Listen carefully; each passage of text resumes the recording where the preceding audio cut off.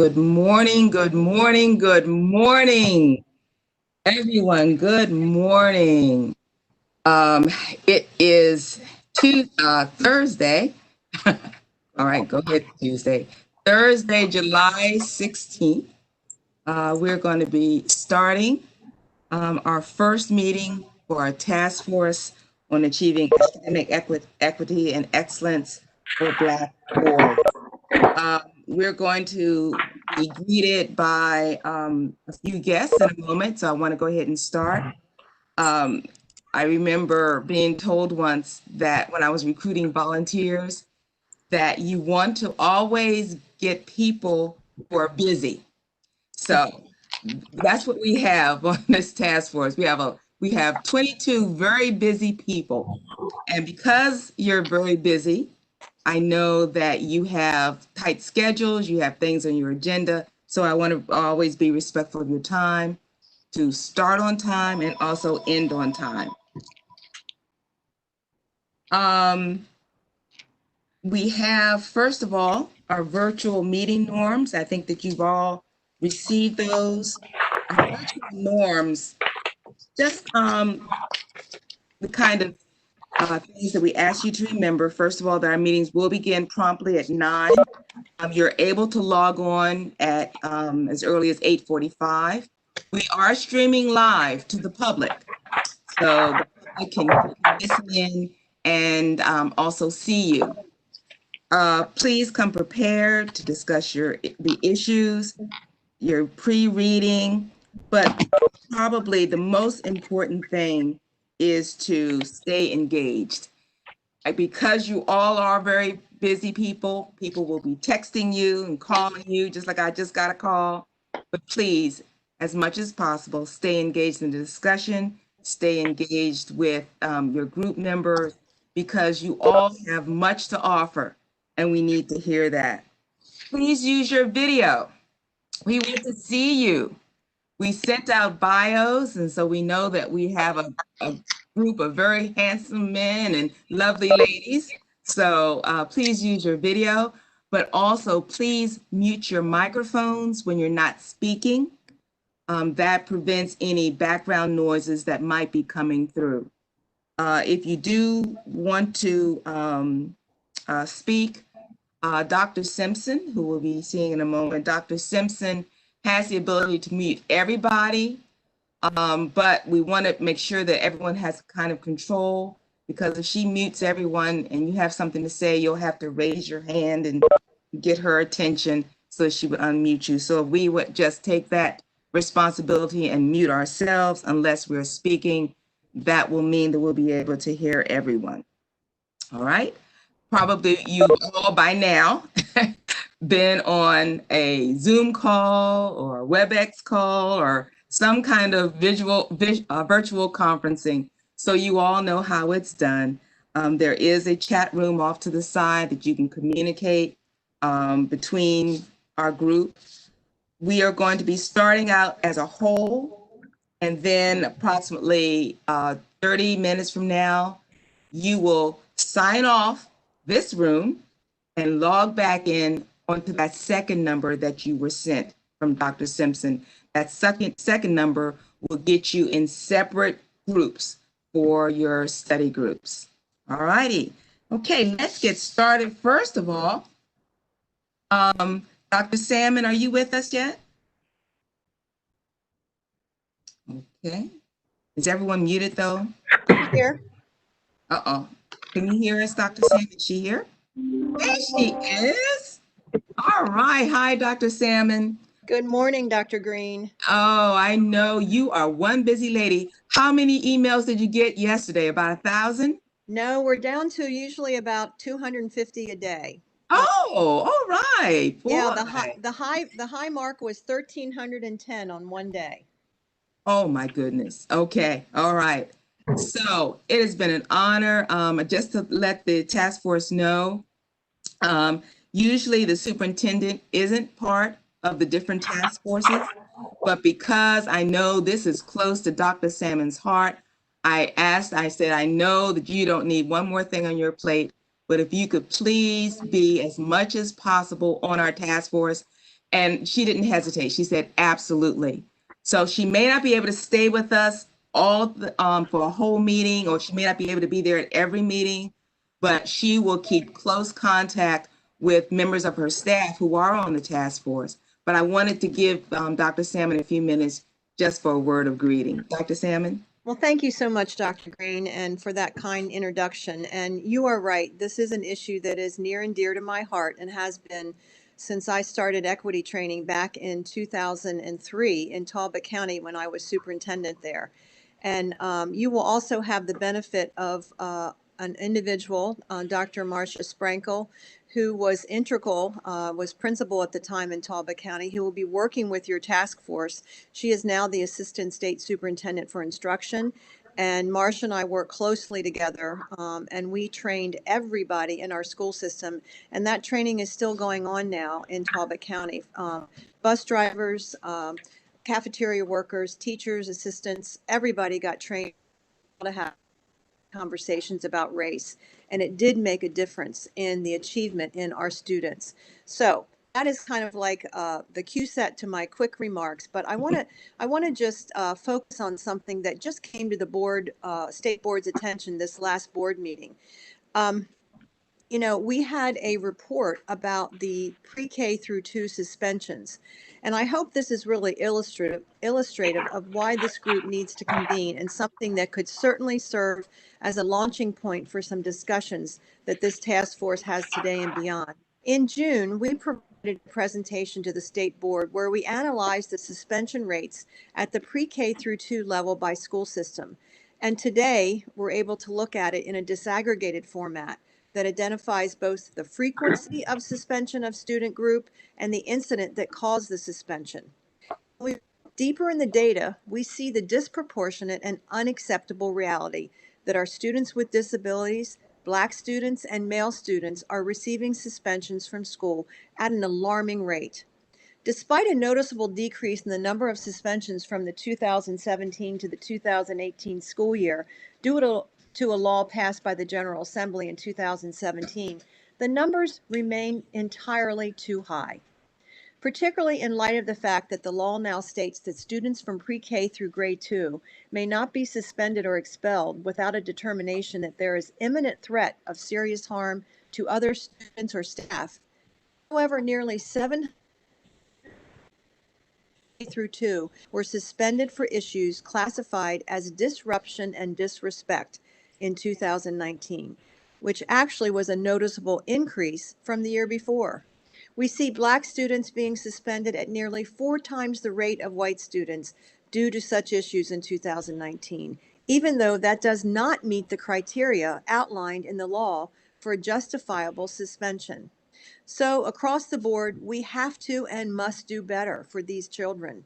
I present this information to you today as a snapshot of the work that we must continue to do in our school systems across the state to push forward with changes that are not only required by law, but that are required from those of us that work in the educational community throughout Maryland. I really look forward to listening to your discussions today and as much as I possibly can in the future. I'm optimistic about some of the work and recommendations that could emerge from this task force in the coming months, and I think it will help assist our schools as they seek to address these inequities. So thank you for giving me the time this morning, Dr. Greene. Absolutely. Thank you, Dr. Salmon. Thank you very much. And we also have another fine gentleman with us. He is counting the days because he's had a very heavy load for the past year, and that's General Warner Sumter, who's the president of the State Board of Education. General Sumter, I went to him several months ago and asked about the formation of this task force. And at first we were hesitant because all of this with COVID-19 had just started. But then when the racial piece came up and all the turmoil, then he and I both said, now's the time. So General Sumter, you have a few words of greeting. Yes, thank you, and good morning, everyone. And for the gentleman, thank you for not wearing a tie. I don't feel out of place. Very quickly, what what you're going to be delving into, I don't have to tell you, has been recognized for years, and we've studied it, but no one's ever come up with what I would call actionable intelligence to really react to it and do something about it. And that's what we're asking you to do, and hoping that you'll be able to be successful. I know we'll be successful. Uh, I've not only looked at this at the state level, like Dr. Solomon, I've been on a local board of education. And in fact, Somerset County, which is a majority, it's a minority majority. This usually don't think of that. They think of Prince George's or Baltimore City. And we're also the poorest county in the state. And we're not proud of that. It's just a fact. So the problem is we've been looking at this at the local level for so long. And anything that we can bring out of this will be so helpful for our African American youth. But you all know better than I do. It won't just help that group. That will move over into the rest of the class and to other sections of our education student body. So thank you for stepping forward. I thank you for what you're going to do, and I look forward to hearing more at our board meetings from Dr. Greene as you move forward. So thank you, and I'll stay with you for a few minutes as long as I can, but I do have another appointment. Good morning.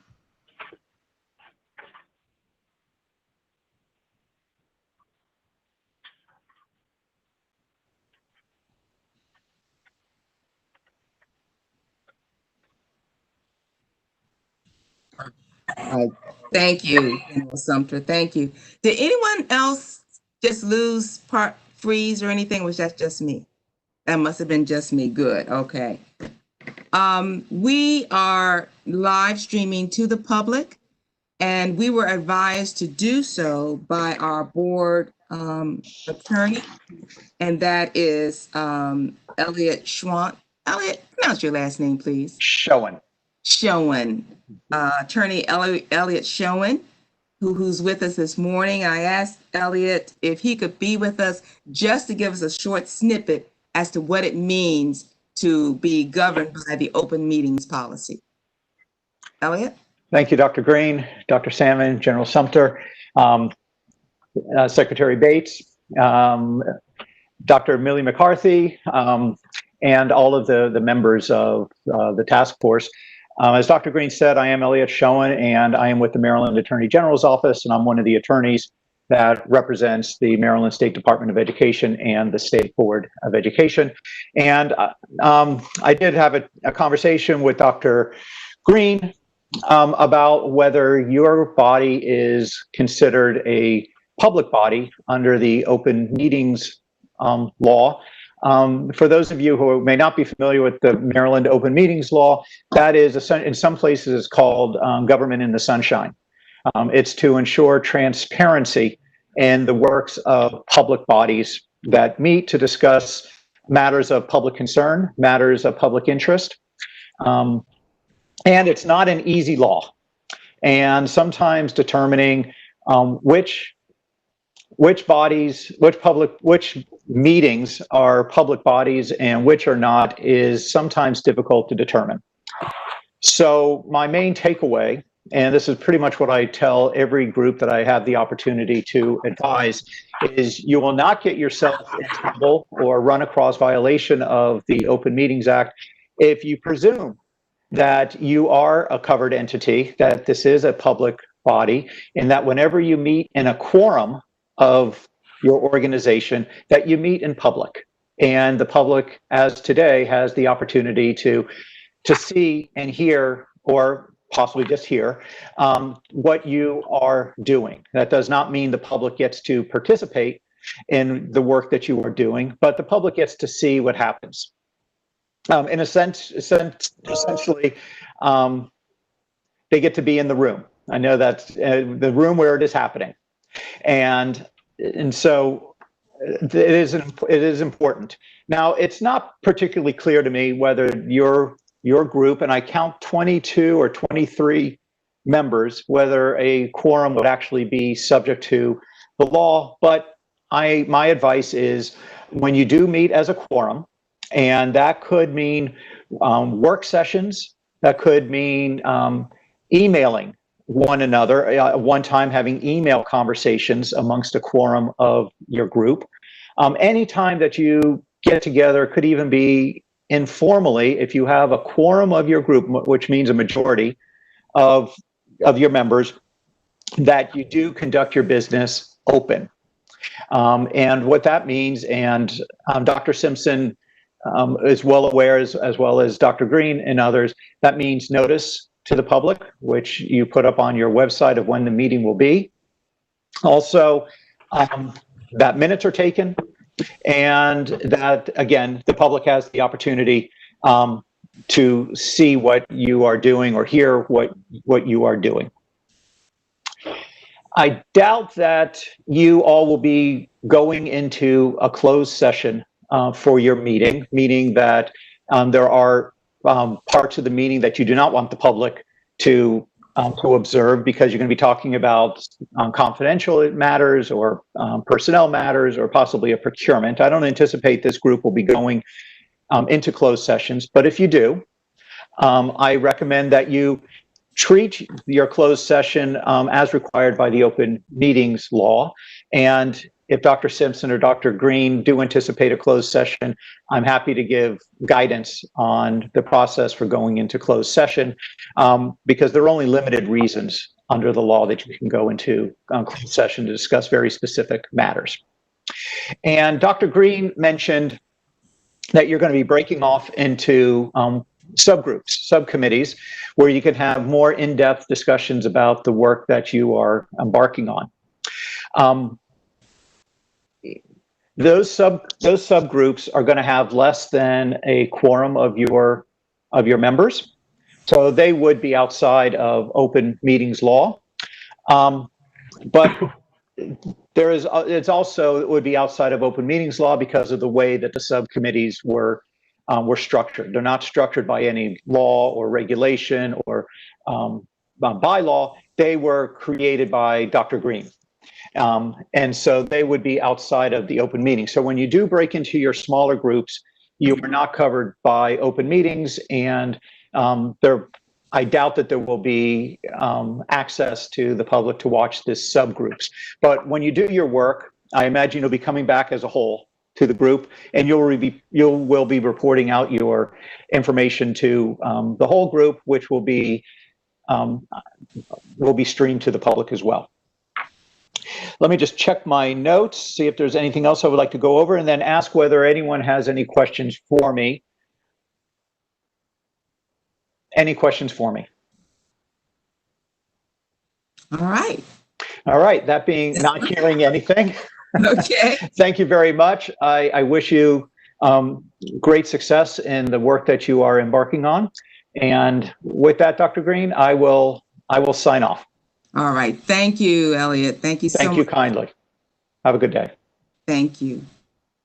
All right. Now I'm about to attempt something that I've never done before. I'm going to attempt to show a PowerPoint. And I think I remember how to do this. I'm going to share it first. I'm going to share. And, oh, there it is. Please tell me I have been successful. Do you see it? Yes. Yes. Oh, yes. All right. Okay. Wonderful. All right. So again, our work starts today and it concludes February 23rd, 2021. Won't we be glad to say goodbye, 2020? I know I will be. All righty. I call your attention to this PowerPoint.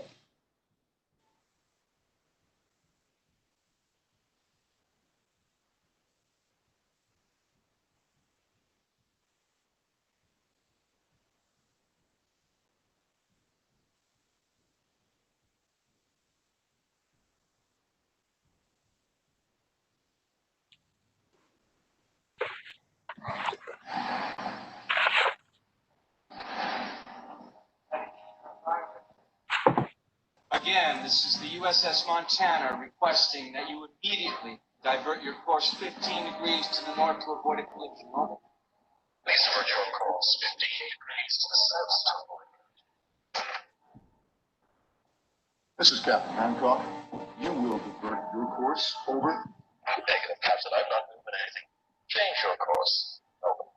So, this is the USS Montana, the second largest vessel in the North Atlantic Fleet. You will change course 15 degrees north, or I will report it's an emergency for the safety of this ship. Over. This is the lighthouse, mate. It's your call. Hello?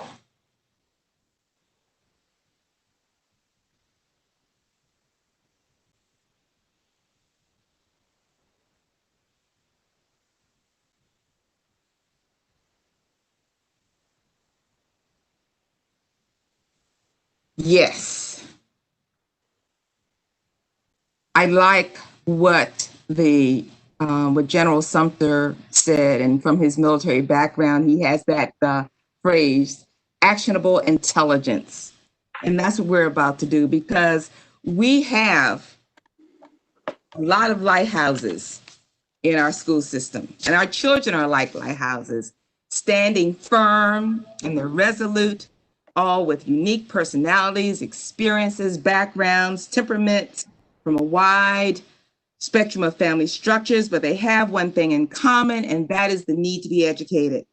And all our lighthouses need to learn and achieve, and we are all here because we don't see that happening on a large scale with one particular group. The curriculum, pedagogy, social supports, emotional supports, behavioral supports, teachers and administrators, they are the battleships. They're going to have to be the ones to change course when those lighthouses, our children, stand before us unable to move, because they are who they are.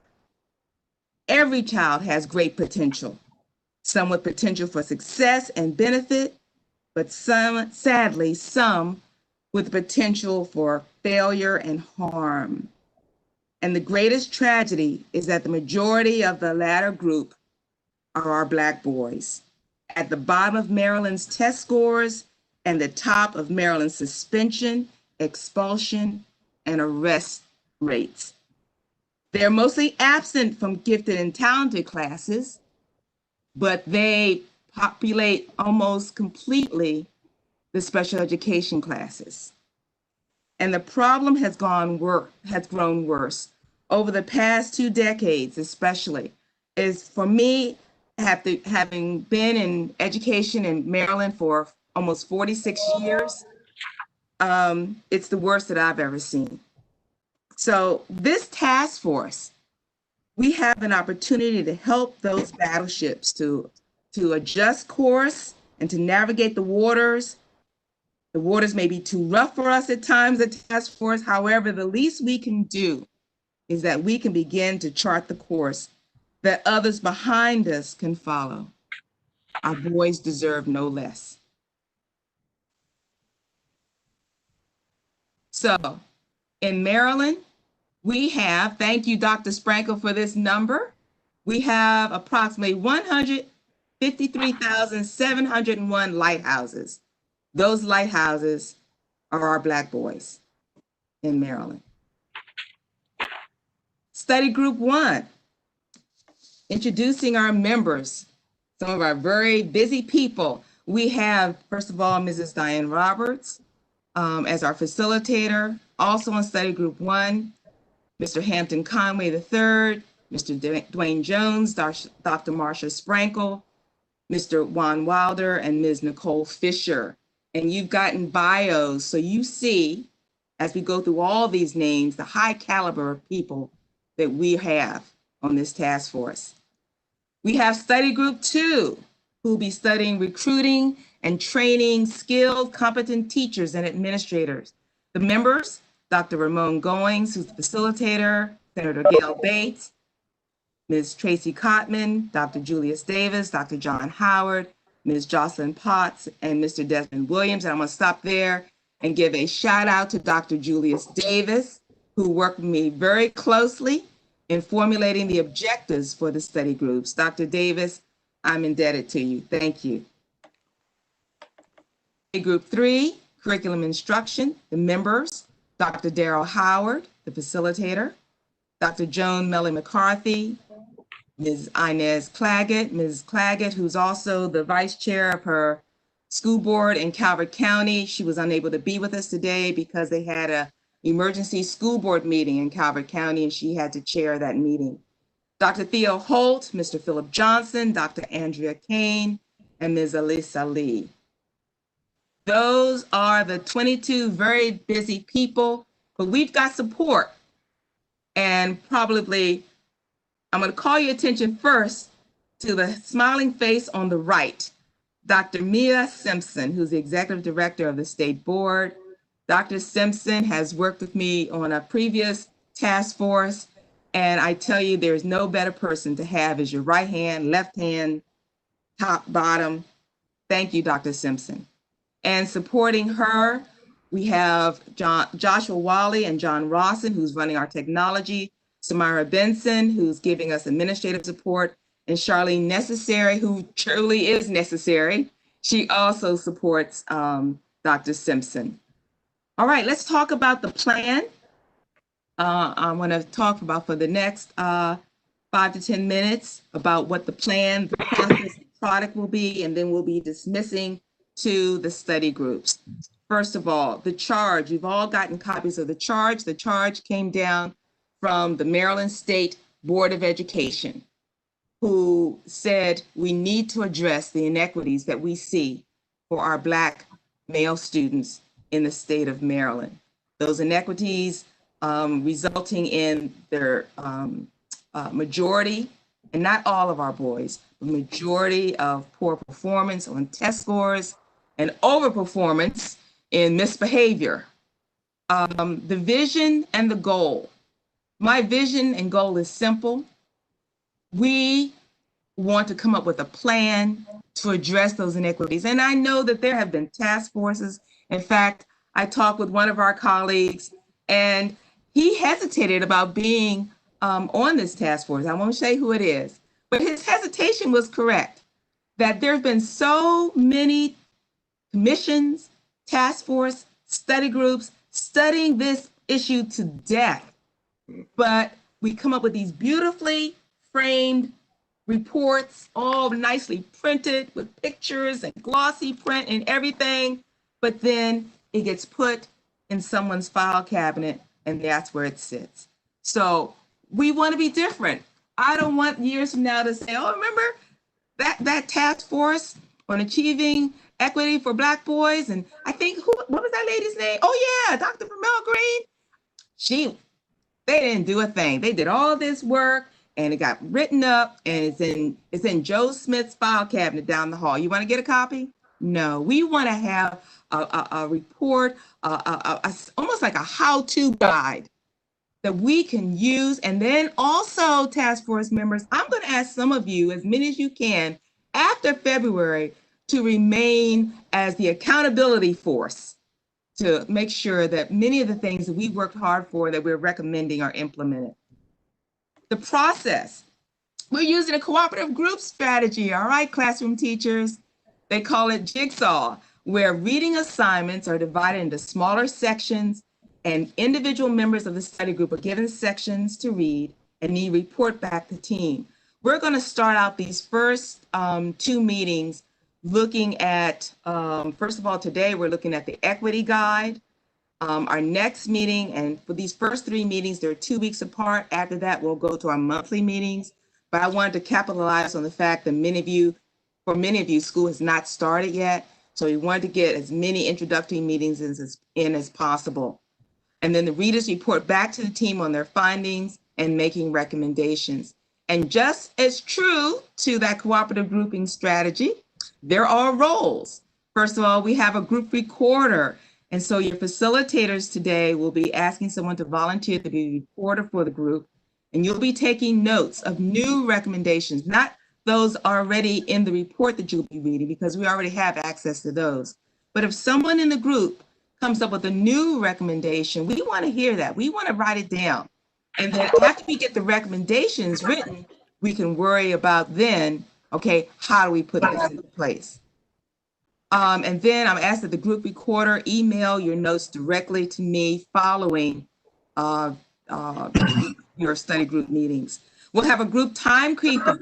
We have to stay on time. As I said at the beginning, we've got some very busy people who have other commitments. So we want to make sure that we start on time and end on time. And that goes well as well with the discussion that we're limiting reporting out today to about no more than 5 minutes to maybe make sure we get everyone in and have time to talk in between. And then we have the group facilitator. These three people, Dr. Goings, Dr. Howard, Mrs. Roberts, when I approached them about being the facilitator and I explained to them what it was, I didn't get any hemming and hawing like, oh, Dr. Greene, I have to think about it. No, they said yes. And I hope I make your job easy so that in a few months from now, Mrs. Roberts, Dr. Howard, and Dr. Goings, you aren't saying, Dr. Greene, you got me. No, I want to make your job very easy. Your job mainly, and I'm just telling this for the benefit, because we met with the facilitators already earlier this week, but just for the benefit of the rest of you, the facilitator will lead the discussion. She'll make sure that everyone has the opportunity to contribute. They'll be supporting the virtual meeting norms as well. And then really they will be breaking your study group at 10:45 today, because the final 15 minutes from 10:45 to 11, we want them to come back with the co-chairs. Our co-chairs are Senator Bates, Dr. Melly McCarthy, and also Dr. Sprankle and Dr. Simpson as well. We'll be coming together with the facilitators. So please make sure that you tell the facilitators if you had issues with getting materials or if you had some concerns or questions, tell your facilitators, because when we have that debriefing session at 10:45, they will be able to share it with us. And finally, they'll be also attending in between meetings. Oh, I'm sorry, in between meetings, I'm sorry, the facilitators are asked to kind of touch bases with the people in their study groups, just to encourage them, remind them, because we've got 22 very busy people, remind you that, have you done your reading? Is there anything you need? Do you need to talk to Dr. Greene? Call Dr. Greene if you have a question. All those kinds of things. So thank you to our group facilitators. The product, you received this template, recommendation implementation plan. And I want to call your attention, first of all, to the fact that each recommendation from the 3 study groups will be described and analyzed using this format. First of all, we need the recommendation itself. I recommend that each school, every school in Maryland, or even on a trial basis, establish single gender classes, all girls and all boys, because that really was one of the recommendations in one of the task force reports we'll be reading. Next, talk about ways that recommendation could be carried out. And that's the key. We can come up with these fancy recommendations, but we need to know how. How are we going to do this? In addition to finding out how we're going to do this, what are some of the roadblocks to the implementation of the recommendations? What are some of the things that could mean, no, that's not going to work, this might happen, that might happen, but don't just leave it there. Come up with some suggested solutions to circumvent those roadblocks. There's a roadblock. Well, how can we get around it? Move it out the way if we can't get over it or around it. Next, it is important that when we present this to the board and to the public, that we have some oomph behind those recommendations. What are the research studies that support it? And just a brief summary. Now, for those recommendations that have already been in task force reports, those recommendations have already been researched. So this is only done for those recommendations that perhaps are unique to you, your ideas, then looking for studies to support the recommendation. And then lastly, part of a lot of ideas that come across our desks sometimes are not researched, but we have anecdotal data. We have experience. We have schools that have done it that way and have been very successful. So that to me is sufficient evidence for some of the recommendations we may come up with. And then the product. The product will be a compilation of all the recommendations that each study group has into a how-to guide. What are the social, emotional, and behavioral supports needed to achieve academic equity and excellence for Black boys? What are ways for recruiting and training skilled, competent teachers and administrators who will give Black boys the support they need to achieve academic equity and excellence? What are the modifications needed in the curriculum and the methods of instruction to provide Black boys with the tools they need to achieve academic equity and excellence? The product for each recommendation will give a brief summary of the evidence, explain how to implement it, giving specific examples and detailed steps, discuss potential roadblocks to implement the recommendation, offer solutions and approaches to potential roadblocks as well. The product will be presented to the Maryland State Board of Education at its February 2021 meeting. One member from each study group will present their group's recommendations. It could be the facilitator, or if the facilitator would rather delegate that to someone else, I'm leaving it up to the facilitator. You'll specify parts of COMAR that need to be revised. The state board does not control law. We do not legislate. However, we do have control of the regulations, of the policies in COMAR. We can come up with policies and procedures that we think should be revised or added. We can describe requirements or recommend the requirements and regulations. All this is within the purview of the State Board of Education. We don't have to go to Annapolis to make changes in policies and procedures, requirements and regulations. And Mr. Schoen will make sure that we're not stepping over our authority. And also, we have to, this is a must, I should have put stars around this part. We have to detail the accountability system to be established to ensure compliance and implementation. I used to work for someone who used to always say, you can only expect what you inspect. And I think Mr. Wilder might have heard that same thing too from that individual. But accountability and implementation, members of the task force, I'm going to ask, are needed for continued oversight and advocacy for Black boys. I can't be the only voice, or Senator Bates can't be the only voice. Dr. Melanie McCarthy can't be the only voice. General Sumter can't be the only voice. Dr. Salmon, we can't be the only voices crying in the wilderness for our Black boys. We need a whole army of people saying no more, no more. We've got to make a change. We need to continue to ask questions, ask for implementation progress reports, seek documents from the state board and Maryland State Department of Education. For the past week, I've had this flying around my office. It's bugging me, We have to be like fruit flies, bugging the State Board of Education, bugging the Department of Education, saying, what's happening? What are we doing? We have to be that, because truly the squeaky wheels do get the grease. And as I said, we can only expect what we inspect. In closing, I want to share this a portion of a letter from Mrs. April Arford. And when she told me this, I said, Mrs. Arford, do I have your permission to share it? And she said, oh, absolutely.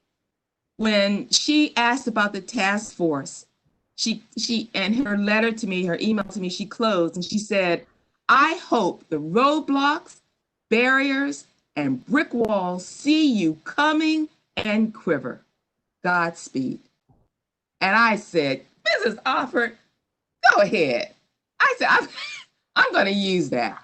And so that may become my new little logo at the bottom of my emails. Because truly, if Maryland State Department of Education is to be one where we want equity and excellence, then it's going to have to include our young Black boys. and our young men. So, task force members, that is us. That is my introduction.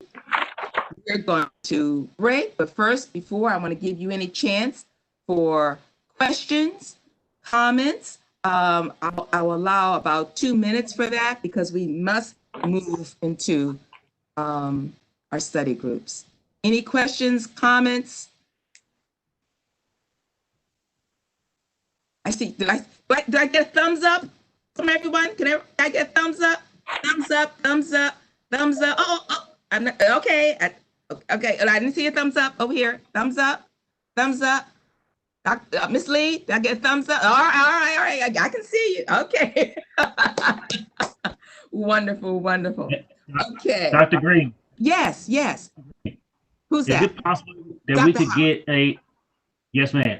Good morning. Is Good it possible to get another copy of the Equity and Excellence Guide sent to us? Yes. What I'm going to do, Dr. Howard, I will talk with Dr. Sprankle and Dr. Simpson. They have been working on that. Okay. Okay. Any other questions, comments? All right. Well, this time, I'm looking at my notes here to see anything else. Nope. Okay, our reading assignment next time is going to be on our task force report that came out in 2007. We are sending, I know some of you said that you prefer electronic copies, and we have electronic copies, but we're also sending out hard copies as well. And then on August 13th, we have special guests coming from an organization called COSBA, Coalition of Schools Educating Boys of Color. And unfortunately, they do not have their document electronically. So they are sending me the pre-reading materials. They only have hard copies. So I'm going to be mailing those to you. So please, we're going to be going by the addresses, the mailing addresses on your resumes.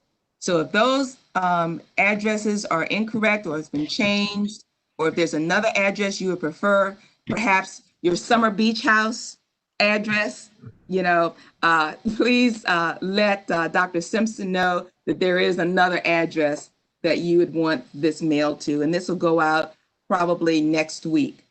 And lastly, you have numbers for your study groups. So I'm dismissing the general meeting. Thank you all. I will not see you again for 2 weeks, most of you. Facilitators, I'll meet you back here at 10:45. Thank you very much. Dr. Greene, this is Dr.